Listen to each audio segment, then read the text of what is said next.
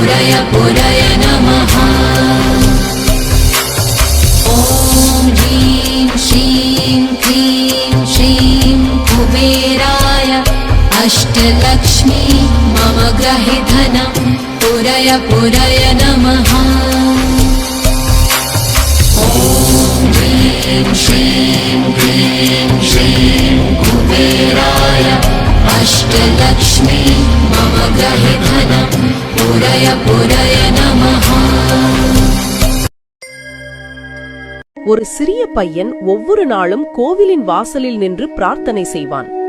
அவனுக்கு ஒரு ஆசை, எனக்கு ஒரு புதிய பொம்மை வேண்டும் என்று. யாரும் கவனிக்கவில்லை. ஆனால் அவன் நம்பிக்கையை மட்டும் விடவில்லை.